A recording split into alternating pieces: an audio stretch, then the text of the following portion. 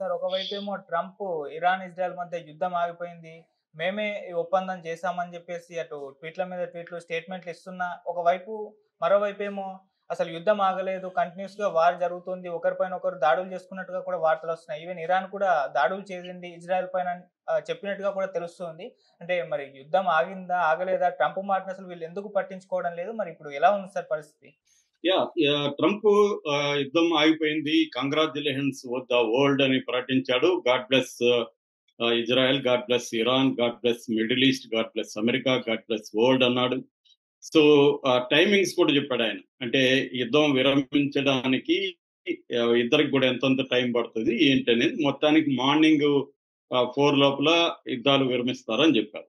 అప్పుడు ఇరాన్ ఏం చెప్పిందంటే, లేదు లేదు మేము విరమించము, ఎందుకంటే మేము యుద్ధాన్ని మొదలు పెట్టలేదు, మేము యుద్ధాన్ని కోరుకోలేదు, మా మీద ఇజ్రాయిలే స్టార్ట్ చేసింది, తర్వాత అమెరికా స్టార్ట్ చేసింది, మేము మా మమ్మల్ని కాపాడుకోవడానికి మేము డిఫెన్సివ్ వార్ చేస్తున్నాము, ఆత్మరక్షణ యుద్ధం చేస్తున్నాం తప్ప మేము ఎవరి మీద అక్రమంగా ఏ దేశం మీదకి వెళ్ళి దాడి చేయలేదు అనేది ఇరాన్ చెప్పింది.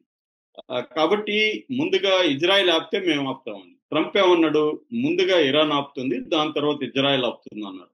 ఆ తర్వాత ఇరాన్ స్టేట్మెంట్ ఇచ్చింది, మేము యుద్ధం ఆపుతున్నామని. దాని తర్వాత నెతన్యాహు, బెంజమిన్ నెతన్యాహు, ఇజ్రాయెల్ ప్రధానమంత్రి, ఆయన కూడా స్టేట్మెంట్ ఇచ్చాడు, మేము కూడా యుద్ధం ఆపుతున్నాం, మేము మా లక్ష్యాలని చేరుకోవడంలో సక్సెస్ అయినాము, మేము వాళ్ళ ఇరాన్ లో ఉంటున్న న్యూక్లియర్ వెపన్స్ ని ధ్వంసం చేశాము, తర్వాత వాళ్ళ పవర్ఫుల్ మిలిటరీ అధికారిని చంపగలిగాము, వాళ్ళ మిసైల్ స్థావరాలంతా కూడా ధ్వంసం చేశాము, సో మేము సక్సెస్ అయినాము, వాళ్ళ ఎయిర్ స్పేస్ ని మేము అధీనంలోకి తీసుకున్నాము, ఇవన్నీ కూడా చెప్పి మేము కూడా విరమించుకుంటున్నాం అన్నారు. కానీ ఇరాన్ మళ్ళీ ఒక 5 మిసైల్స్ వేసిందని ఇందాక నేను ఫాక్స్ న్యూస్, మిగతా సిఎన్ఎన్ ఇవన్నీ చూస్తున్నాను, వాళ్ళు లైవ్ లో చూపిస్తున్నారు. అక్కడే స్పాట్ లో నించుకొని వీర్ సేవాని, ఆ మధ్య సురోకా హాస్పిటల్ మీద దాడి చేశారు కదా, ఆ టౌన్ మీద ఇరాన్ 5 బాలిస్టిక్ మిసైల్స్ ని కొట్టిందని చెప్తున్నారు. అందులో ఒకదాన్ని ఇజ్రాయెల్ డిఫెన్స్ సిస్టమ్ అడ్డుకోగలిగింది, మిగతా 4 మాత్రం అటాక్ చేయగలిగాయి. అది కూడా ఎక్కడ చేశారంటే ఒక రెసిడెన్షియల్ కాంప్లెక్స్ మీద అటాక్ చేశారని చెప్తున్నారు. అందులో 4 చనిపోయినారని. ఇందాక విజువల్ లో ఒక ఇజ్రాయెల్ సైనికుడు ఒక పెద్ద టెడ్డీ బేర్ ని తీసుకొస్తున్నాడు, ఒక చిన్నపిల్లల ఆడుకునే టెడ్డీ బేర్ ని, అంటే ఆ కుటుంబం చనిపోయిందని చెప్తున్నారు. సో దీనంతా కూడా విజువల్స్ చూపిస్తున్నారు, స్కై న్యూస్ కానీ ఈవెన్ మన ఛానల్స్, ఎన్డీటీవీ ప్రతినిధి కూడా అక్కడి నుంచి మీడియాతో మాట్లాడుతున్నాడు. సో క్లియర్ గా ఇరాన్ అయితే మళ్ళీ ఇజ్రాయెల్ మీద అటాక్ చేసింది. దాంతో ఇజ్రాయెల్ డిఫెన్స్ మినిస్టర్ కూడా పవర్ఫుల్ స్ట్రైక్స్ ఇరాన్ మీద చేయండి అని తమ ఐడిఎఫ్ ని, అంటే ఇజ్రాయెల్ డిఫెన్స్ ఫోర్సెస్ ని ఆదేశించాడని చెప్తున్నారు. దాంతో ఒక్కసారిగా టెహ్రాన్ మీద ఇజ్రాయెల్ కూడా బాంబులు వేయడం మొదలు పెట్టిందని చెప్తున్నారు. అసలు ట్రంప్ మాట ఎవడు వినట్లేదా? ముందు నుంచి కూడా ట్రంప్ మాట మీద ఉండట్లేదు, ట్రంప్ మాట వినట్లేదు, ఇంక ట్రంప్ చెప్పింది వీళ్ళే వింటారు అన్న ఒక జోకులు, మీమ్స్ కూడా బయలుదేరినాయి. ఎందుకంటే ట్రంప్ అసలు ఎలక్షన్ దీంట్లో నేను రాగానే 24 గంటలు రష్యా యుక్రెయిన్ యుద్ధం ఆపేస్తానని చెప్పాడు, తర్వాత గాజా మీద అది ఆపేస్తానన్నాడు, ఆ తర్వాత ఇంకా ఎట్లాంటి అనేక యూటర్న్లు మామ అని కూడా పిలుస్తున్నారు ఆయన్ని. ఆ రకంగా యూటర్న్ మామ అయిపోయాడు ట్రంప్. ఇప్పుడేమో ట్రంప్ ఏమో రాత్రి ప్రగల్భాలు పలుకుతూ నేను చెప్పాను యుద్ధం ఆగిపోతుంది, ముందు ఇరాన్ ఆగిపోతుంది, తర్వాత వాళ్ళది ఆగిపోతుంది అని చెప్పారు.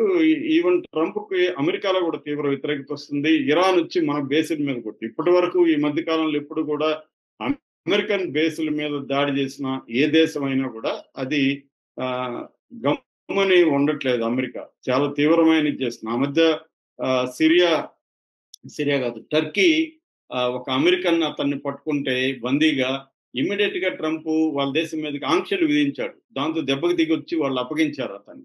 అయినప్పుడు కూడా ఆంక్షలు తీసివేయలేదు, కొద్ది రోజులు ఉంచారనమాట.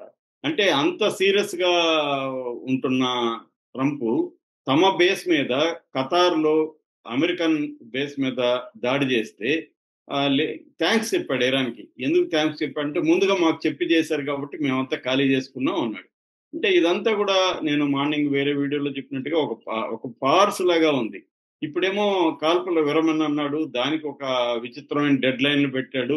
అది కూడా ఏమీ జరగట్లేదు. ఇరాన్ చేసిందని వాళ్ళు చెప్తున్నారు. ఇరాన్ ఏమంటుంది, అసలు మేము వేయలేదు, అసలు ఆ మిసైల్స్ ని మేము వేయలేదు, వేసింటే మేము ధైర్యంగానే చెప్తాం, మేము వేయలేదు అని చెప్తుంది. మరి ఎవరు వేశారు అంటే హిజ్బుల్లా ఏమన్నా వేసిందా, లేకపోతే హౌతీలు ఏమన్నా వేసారా, వాళ్ళు వేసే పరిస్థితిలో లేరే అని చర్చ జరుగుతుంది. ఎందుకంటే హిజ్బుల్లా ఆల్రెడీ విపరీతంగా దెబ్బతిని ఆల్రెడీ సీజ్ ఫైర్ ఒప్పందం చేసుకొని సైలెంట్ గా ఉంది హిజ్బుల్లా. ఇప్పుడు ఈ యుద్ధం జరుగుతుంటే ఈ 12 రోజుల్లో హిజ్బుల్లా ఎప్పుడు కూడా ఇరాన్ కి మద్దతుగా ఒక మిసైల్ కూడా చేయలేదు. అట్లాగే మన యెమెన్ లో ఉండే హౌతీలు కూడా, హౌతీలకి అమెరికాకి మధ్య ఒక శాంతి ఒప్పందం కుదిరింది. వాళ్ళు కూడా యుద్ధం చేస్తామని అనలేదు. సో ఈ నేపథ్యంలో ఎవరు వేసి ఉండొచ్చు, కావాలని ఇజ్రాయెల్కే ఇష్టం లేదు ఈ వార్ని. ఎందుకంటే అమెరికా చెప్తే ఇజ్రాయెల్ వినకపోతేమో ఇజ్రాయెల్కి బాధ, కానీ ఇజ్రాయెల్ ఇరాన్ ని ధ్వంసం చేసే వరకు నేను నిద్రపోనని, ఈ రిజిమ్ చేంజ్ అంటే ఖమేనీని తీసేసి ఖమేనీని చంపేసి అక్కడ కొత్త ప్రభుత్వం ఏర్పాటు చేయాలనేది ఇజ్రాయెల్కి ఉండే ప్లాన్. ఇజ్రాయెల్కి ఏంటంటే బేసిక్ గా గ్రేటర్ ఇజ్రాయెల్ ఏర్పాటు చేయాలనేది ఇజ్రాయెల్కి ఉండే ప్లాన్. అందువల్ల ఇజ్రాయెలే ఇది మళ్ళీ స్టార్ట్ చేసిందా అనేది ఒక డౌట్ ఉంది. సో ఏదేమైనా ట్రంప్ మాట అయితే రెండు దేశాలు వినట్లేదు అనేది అర్థమవుతుంది. మరి ఇప్పుడు ట్రంప్ ఏం చేయబోతున్నాడు, మళ్ళీ ఇదేంటంటే అదేదో సామెత ఉంది కదా, ముందు వాడిని ఆపమనంటే వీడిని ఆపమనని చిన్నపిల్లల గొడవలాగా ఉంది ఇది ముందు. సో వాడాపలేదని వీడాపలేదని వాళ్ళు కొట్టుకునేట్టుగానే కనిపిస్తుంది. కానీ దీని వెనక ప్రజల ఎంతో ఇబ్బందులు పడుతున్నారు, మరణాలు సంభవిస్తున్నాయి. సో ఇప్పుడు అయినా ట్రంప్ మళ్ళీ రంగంలో దిగి దీన్ని ఎలా ఆపుతాడు అనేది చూడాలి. ఇరాన్ అయితే క్లియర్ గా మేము వేయలేదు, మేమే కదా ఫస్ట్ ప్రకటించాము సీజ్ ఫైర్ అని. సో ఇజ్రాయెలే వాళ్ళు ఆపకుండా ఏదో ఒక సాగు పెట్టుకొని మా మీద అటాక్ చేయడానికి చేస్తున్నారు.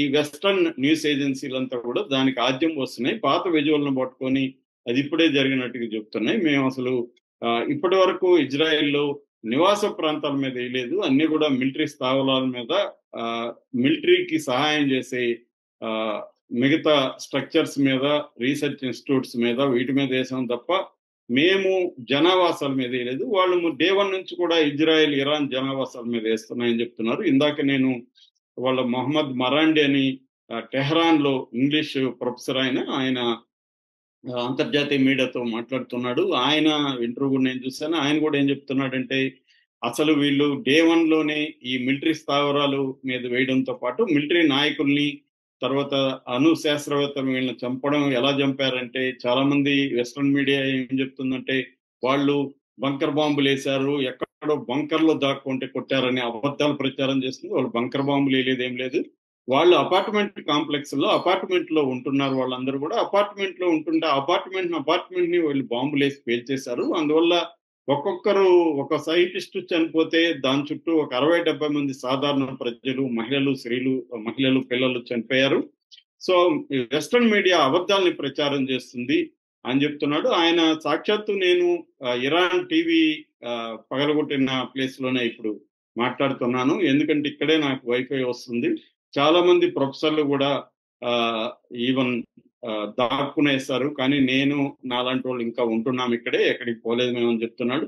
పైగా ఆయన ఇంకొకటి కూడా చెప్తున్నాడు, టెలిగ్రాము ప్లస్ వాట్సాప్ వీళ్ళే లొకేషన్లు అందిస్తున్నారు, అందుకని ఇరాన్ అంతా కూడా టెలిగ్రామ్ వాట్సాప్ని మీ ఫోన్లలో తీసేయండి అని పిలిపించారు. కానీ నాలాంటి వాళ్ళు తీసేయలేకపోతున్నాను, నా ఫోన్లో ఇంకా వాట్సాప్ ఉంది. ఎందుకంటే నేను వెస్ట్రన్ మీడియాని కానీ లేకపోతే any media out side Iran మీడియాని